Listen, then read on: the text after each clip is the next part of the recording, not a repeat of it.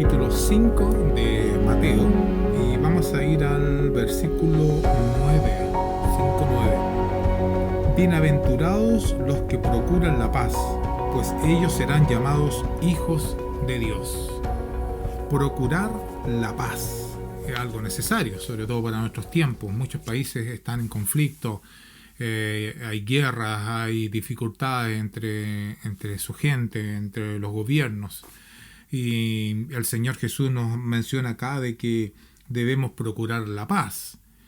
Vamos a ver durante esta lección si efectivamente es de ese tipo de paz la que nos está hablando. La humanidad, usted y yo estamos envueltos en este mundo y la humanidad en general tiene contiendas y tiene dificultades, eso no podemos negarlo. Y esto parte desde el principio de la creación. Si nosotros vamos a Génesis, al capítulo 4, lo invito ahí a Génesis, capítulo 4, una historia muy conocida, pero que nos muestra que este tipo de dificultades parte ya desde aquí, desde el principio. En el capítulo 4 tenemos la historia de ¿quién? De Caín y Abel. Y en el capítulo 4, en el versículo 5 dice: pero no miró con agrado a Caín y su ofrenda. Caín se enojó mucho y su semblante se demudó. Entonces el Señor dijo a Caín: ¿por qué estás enojado? ¿Y por qué se ha demudado tu semblante? Si haces bien, ¿no serás aceptado? Pero si no haces bien, el pecado yace a la puerta y te codicia, pero tú debes dominarlo. Caín dijo a su hermano Abel: vayamos al campo.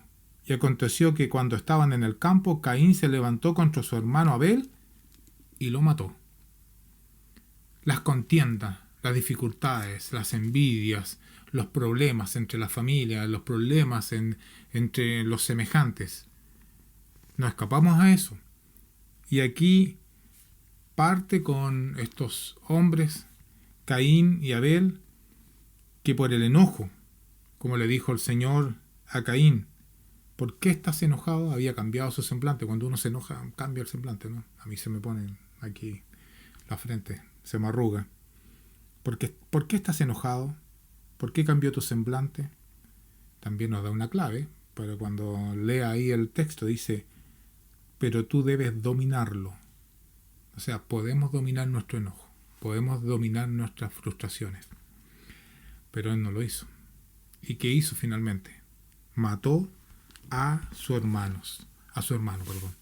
La contienda y la disensión es algo con lo que luchamos día a día y es grave. Esto llegó incluso a la iglesia, a los primeros cristianos, y fue algo con lo que tuvieron que batallar. Recuerda usted lo que dice Pablo a los Gálatas. Si usted me acompaña a la carta a los Gálatas en el capítulo 5, versículo 15, 5 versículo 15, dice lo siguiente: pero si ustedes se muerden y se devoran unos a otros, tengan cuidado, no sea que se consuman unos a otros, se destruyan unos a otros. ¿Qué pasaba? Bueno, estaban los judaizantes que habían ingresado a la iglesia. Eran cristianos, eran judíos que se habían convertido al cristianismo, pero aún querían mantener algunas cosas de la ley y la estaban imponiendo como mandamiento a los hermanos, como cosa de salvación. Entonces Pablo tuvo que luchar grandemente en contra de ellos. ¿Y qué estaba sucediendo? Se estaban peleando todos en la iglesia. Y por eso Pablo escribe esto: pero si ustedes se muerden y se devoran unos a otros, tengan cuidado, no sea que se consuman unos a otros, se terminen destruyendo. Un poquito más adelante, el versículo 20, este mismo capítulo 15, habla sobre las obras de la carne. ¿Qué cosas nos menciona dentro de muchas las obras de la carne? Dice: enemistades, pleito, celos, enojos, rivalidades, disensiones, herejías, envidias. Todas están relacionadas, se fijan, todas con problemas, con dificultades, con tener dificultades con el otro, con los que me rodean. Esto ya fue advertido desde el comienzo de la creación y fue advertido constantemente en el pueblo de Israel y también entre el pueblo de Dios hoy, entre los cristianos, porque se producen estas dificultades. Bueno, ¿por qué se producen? ¿Cuál es la razón de que vengan las dificultades entre nosotros? Como dice Juan en la tercera carta de Juan, está antes de Apocalipsis. Apocalipsis y antes de Apocalipsis tenemos las cartas de Juan. La tercera de Juan está Judas y después antes está Juan. Tercera de Juan, el versículo 9 dice: escribí algo a la iglesia, pero Diótrefes, a quien le gusta ser el primero entre ellos, no acepta lo que decimos. Por esta razón, si voy, llamaré la atención a las obras que hace, acusándonos injustamente con palabras maliciosas. Aquí el apóstol Juan está hablando acerca de una dificultad que tenía la congregación donde él está escribiendo.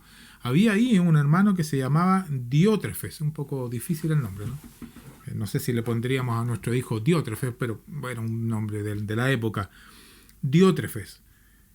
Pero él tenía una característica: a quien le gusta ser el primero entre ellos. Y ahí está la razón, una de las razones de por qué se producen las contiendas entre nosotros.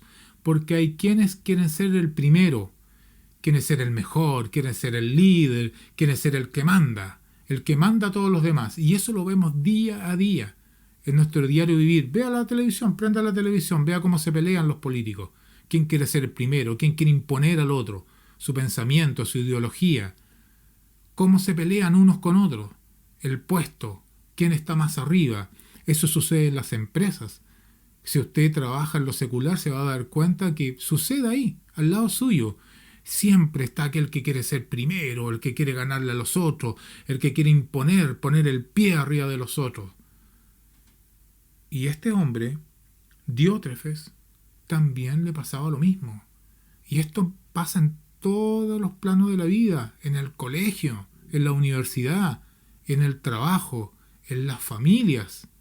Siempre hay alguien que quiere ser el primero y que quiere aplastar a los otros y quiere que todos ahí le veneren, ¿ya? Él no aceptaba lo que decía el apóstol y el apóstol iba a ir entonces para llamarle la atención. Cuando se exaltan los líderes humanos, se producen muchas dificultades. Muchas dificultades. En la iglesia también pasó. ¿Cómo hizo usted? ¿Dónde? Bueno, la Primera de Corintios, yo creo que se va a recordar de eso, ¿no? Primera de Corintios, y si vamos al capítulo 1, en la Primera de Corintios, al principio de la carta, el apóstol Pablo va a dar una advertencia muy fuerte. Capítulo 1, versículo 10 en adelante. Les ruego, mire cómo parte Pablo, dice que les ruego, hermanos, por el amor de nuestro Señor Jesucristo, que todos se pongan de acuerdo. Estaban peleando entre ellos, estaban teniendo dificultades. Dice además el apóstol, y que no haya división entre ustedes, se estaban dividiendo, sino, al contrario, que estén enteramente unidos en un mismo sentir y en un mismo parecer. Una de las formas de poder vencer estas dificultades de querer ser el primero, de las disensiones, de las discusiones, es ser de un mismo sentir, dice. Ser de un mismo sentir, estar unidos en las cosas del Señor. Porque he sido informado, dice el apóstol, acerca de ustedes, hermanos míos, por los de Cloé, era una familia, eran los de Cloé, que hay discusiones entre ustedes. Miren lo que había en la iglesia, discusiones. Me refiero a que cada uno de ustedes dice, y ahora va a explicar, discusiones, pero estas son las cosas que estoy escuchando de ustedes. Unos decían yo soy de Pablo, otros decían yo soy de Apolo, otros yo soy de Cefa, otros, los más atinados, yo soy de Cristo. ¿Está dividido Cristo? ¿Acaso fue Pablo crucificado por ustedes? ¿O fueron bautizados en el nombre de Pablo? Pablo los lleva y los insta entonces a estar unidos en la fe, en Cristo, y no estar peleando, no querer buscar los puestos preeminentes que nace el ser humano, ser el primero, ser el mejor, ser el más grande. Si quieres ser el primero, debe ser el último, enseñó nuestro Señor Jesús. ¿Se recuerdan? También estas dificultades vienen cuando se empieza a corromper el Evangelio. la enseñanza de nuestro Señor Jesucristo. Si vamos a Romanos, a la carta a los Romanos, en el capítulo 16, ya casi al final de la carta, capítulo 16, versículo 17, dice: les ruego, hermanos, que vigilen a los que causan disensiones y tropiezos, dificultades, problemas entre los hermanos, que los vigilen. Porque dice que causan disensiones y tropiezos contra las enseñanzas que ustedes aprendieron y que se aparten de ellos. Las disensiones y las dificultades iban en contra de la enseñanza del Evangelio. Entonces, cuando hay estos problemas, se está cambiando el Evangelio, porque se piensa que ser cristiano entonces es ser así. Es ser arrogante, es pasar por arriba de todos. Y el Señor Jesús nos está advirtiendo ya antes, en este Sermón del Monte, que debemos ser pacificadores. Debemos buscar la paz. Las discusiones necias llevan a todo esto. Acompáñeme a Primera de Timoteo. En la Primera de Timoteo capítulo 1, versículo 4. Dice: no, ni prestarán atención a mitos y genealogías interminables, lo que da lugar a discusiones inútiles, en vez de hacer avanzar el plan de Dios que es por fe. Así te encargo ahora. Una de las recomendaciones fuertes que le está dando el apóstol Pablo a Timoteo es que la corten, terminen con las discusiones inútiles que estaban llevando algunos adentro de la iglesia. Discusiones a veces que son inútiles, que no tienen nada que ver con la salvación, nada que ver con ser mejores cristianos, y lo que produce son peleas, discusiones. Algunos dicen, no, es bueno tener discusiones, pero la palabra del Señor nos dice lo contrario. ¿Qué es la paz entonces? Porque se nos manda a tener paz. ¿Qué es la paz? Bueno, algunos dicen la paz es ausencia de guerra. En cierta manera tienen razón, ¿no? Porque normalmente relacionamos la paz en situaciones de conflicto, de guerra. Pero la paz tiene que ver también con nuestra relación entre nosotros, de cómo nos estamos llevando. La paz es necesaria, es muy necesaria. Primero, porque la paz debe estar para tener una relación con Dios, mis hermanos. Para tener una relación con Dios. Si me acompaña a Segunda de Corintios, en la segunda carta a los Corintios, en el capítulo 5, vamos a ver entonces qué es necesaria entre la relación que tenemos nosotros con Dios. Tener paz con Dios. En el capítulo 5, en el versículo 17, dice: de modo que si alguno está en Cristo, nueva criatura es. Las cosas viejas pasaron, ahora han sido hechas nuevas. Queda clarito. Si estamos en Cristo, somos nueva criatura. Lo anterior ya pasó. Mira lo que dice ahora el 18. Y todo esto procede de Dios, quien nos reconcilió con Él mismo por medio de Cristo y nos dio el ministerio de la reconciliación. O sea, nosotros ahora somos nueva criatura, producto de que el Señor nos reconcilió. La reconciliación está directamente relacionada con la paz. Estamos en paz con Dios. Él nos reconcilió. Estamos reconciliados con Dios. Cuando uno está en dificultad, está en problema, ¿qué debe hacer? Reconciliarse con el otro. Nos vamos a reconciliar con Dios. Pero esto ha sido gracias a Él, gracias a Dios, que por medio de Cristo nos ha reconciliado, y además, dice el apóstol, nos ha dado el ministerio de la reconciliación, o sea, la predicación del Evangelio que produce finalmente la reconciliación con Dios. Es decir, que Dios estaba en Cristo reconciliando al mundo con Él mismo. ¿Ve? Dios estaba por medio de Cristo reconciliando al mundo con Él mismo, con Dios, no tomando en cuenta a los hombres sus transgresiones, y nos ha encomendado a nosotros la palabra de la reconciliación. Reconciliación y paz están unidos. No puede haber paz si no hay reconciliación. Y no hay reconciliación si no hay paz.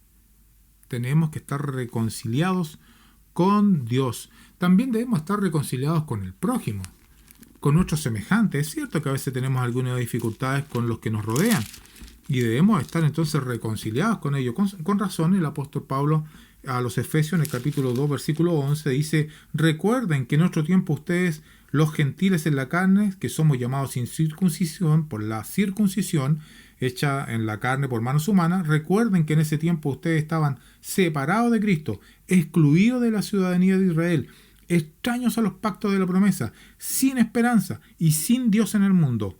Pero ahora en Cristo Jesús, ustedes, que en otro tiempo estaban lejos, han sido cercanos por la sangre de Cristo. Se unió judíos y gentiles, llegamos a ser uno solo, la reconciliación también entre nosotros, entre los seres humanos, uno solo. Muy interesante. Vamos a leer nuevamente el capítulo 5 de Mateo para ver cuál es la bendición, porque nos llama entonces a la paz, pero tenemos que ver que también hay una bendición. Dice, bienaventurados los que procuran la paz, pues ellos serán llamados hijos de Dios. Aquí está la bendición. Vamos a ser llamados hijos de Dios si procuramos la paz, si hay paz en nuestra vida, si hay paz con Dios, si hay paz con el semejante. Seremos llamados hijos de Dios. Normalmente uno se identifica hijo de alguien, ¿no? Bueno, yo tengo mi padre, usted también, o su madre, somos hijos de alguien. Y se nos identifica por nuestro carácter, ¿ya? Hay varios ejemplos de la Escritura, vamos a ver alguno de ellos. Por ejemplo, en Hechos capítulo 4, versículo 36. Acompáñame ahí, 4:36, aquí lo estoy buscando. 4:36 dice que había un levita que se llamaba José, natural de Chipre, a quien también los apóstoles llamaron Bernabé, famoso Bernabé, que traducido significa hijo de consolación. Mire cómo se le identificaba por su carácter, hijo de consolación. Tenemos otro ejemplo también en Marcos capítulo 3, versículo 17. Marcos capítulo 3, versículo 17. Miren lo que se habla acerca de Juan. 3:17. Jacobo, hijo de Zebedeo, y Juan, su hermano, eran hermanos, Jacobo y Juan eran hermanos, eran hijos de su padre, Zebedeo. Dice, a quienes puso por nombre Boanerges, que significa hijos de trueno. Identificaba su carácter, hijos de trueno. Parece que eran medio chispitas, explotaban, ¿no? Hijo del trueno o hijo de trueno. Identifica nuestro carácter. Bien, ahora, si somos hijos de Dios, debemos reflejar el carácter de Dios, como dice las Escrituras. Para ser llamado entonces hijo de Dios, debemos reflejar también su carácter. ¿Y cómo es el carácter de Dios? Romanos capítulo 15. Mire lo que dice Romanos capítulo 15, versículo 33. Romanos capítulo 15, versículo 33. El Dios de paz sea con ustedes. Amén. ¿Cómo es Dios? De paz. Y si Dios es de paz, nosotros debemos reflejar el carácter de Dios. Debemos ser hombres de paz. Hombres de paz. Y por último, le voy a pedir que me pueda acompañar aquí a 1 de Corintios, capítulo 14, versículo 33. 1 de Corintios, capítulo 14, versículo 33. Porque Dios no es Dios de confusión. No. ¿De qué es lo que es? Dice, es Dios de paz, como en todas las iglesias de los santos. Si Dios es un Dios de paz, nosotros debemos tener ese carácter. Debemos comportarnos como sus hijos, andar en paz. Para obtener la paz necesitamos reconciliarnos con Dios primeramente, es decir, obedecer el Evangelio, que sean perdonados nuestros pecados, para que podamos acercarnos a Dios. Vimos en los textos durante esta lección que Dios nos ha reconciliado por medio de Cristo. Entonces ahora estamos en paz con Dios. Si estamos en paz con Dios, debemos estar en paz con nuestros semejantes, con los que nos rodean, mayormente con los hermanos en la fe, en la iglesia, sin dificultades, sin problemas. ¿Por qué? Porque nos identificamos con el carácter de Dios, que Dios es un Dios de paz. Que el Señor los bendiga. Hasta la próxima lección.